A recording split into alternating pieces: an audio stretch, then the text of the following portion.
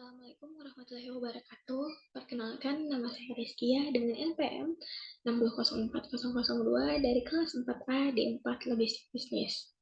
Di sini saya akan menjelaskan mengenai green purchasing.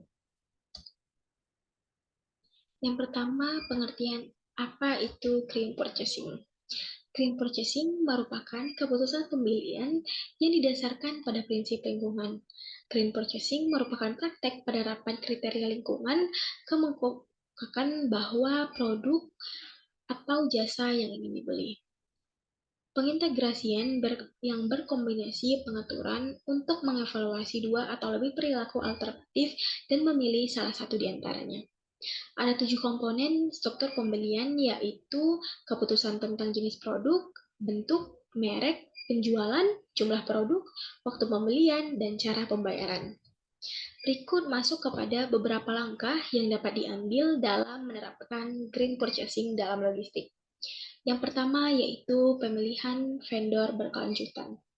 Pemilihan vendor berkelanjutan memiliki fungsi yaitu memilih mitra bisnis dan pemasok yang memiliki komitmen terhadap praktek bisnis yang ramah lingkungan. Kemudian yang kedua yaitu optimisme rute dan transportasi. Optimasi rute dan transportasi merupakan rencana rute pengiriman yang efisien dan mengurangi emisi gas rumah kaca.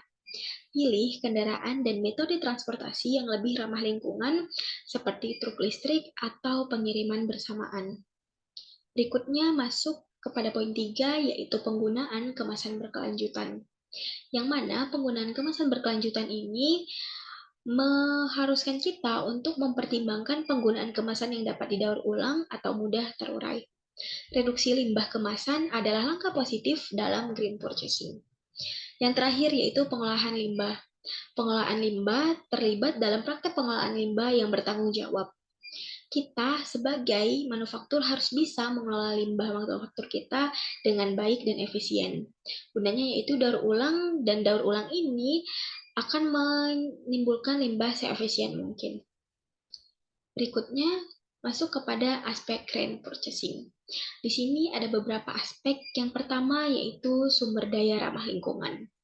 Ketika kita ingin menerapkan sistem green purchasing, hendaknya kita juga harus memikirkan seperti apa sih sumber daya yang ramah lingkungan tersebut.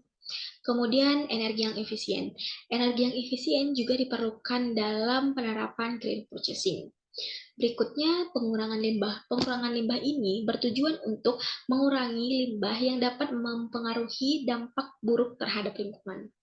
Berikutnya, sumber daya ramah lingkungan. Berikutnya, pengurangan limbah, dan berikutnya, edukasi dan kesadaran.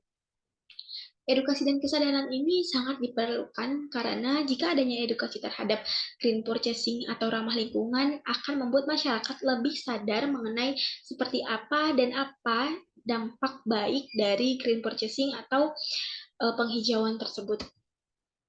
Berikutnya masuk kepada contoh green purchasing dalam proses pembelian.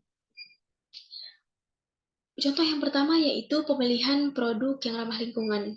Memilih produk yang memiliki label atau sertifikasi lingkungan seperti Energy Star untuk peralatan listrik yang efisien atau Forest Stewardship Council atau FCC untuk produk kayu yang berasal dari hutan yang dikelola secara berkelanjutan. Yang kedua, mengurangi penggunaan listrik, yang mana kita harus memilih produk dengan kemasan meminimal atau yang menggunakan bahan kemasan yang ramah lingkungan. Juga menghindari produk yang berlebihan dalam penggunaan terhadap listriknya. Yang ketiga yaitu mendukung produsen lokal, yang mana membeli produk dari produsen lokal dapat mengurangi jejak karbon karena mengurangi jarak transportasi. Ini juga dapat mendukung ekonomi lokal atau UMKM lokal. Berikutnya masuk kepada contoh perusahaan yang menerapkan green purchasing. Yang pertama ada perusahaan Google, yang mana perusahaan teknologi besar ini telah mengadopsi kebijakan green purchasing dengan fokus pada pembelian energi terbaru untuk kebutuhan operasional mereka. Mereka juga berusaha untuk menggunakan peralatan yang ramah lingkungan. Contoh berikutnya yaitu perusahaan Unilever, di mana perusahaan konsumer global ini memiliki program Sustainable Living Plan yang mana mencakup komitmen untuk membeli bahan baku dan sumber daya dengan pertimbangan lingkungan. Yang terakhir yaitu perusahaan Tesla, yang mana perusahaan Tesla merupakan produsen mobil listrik.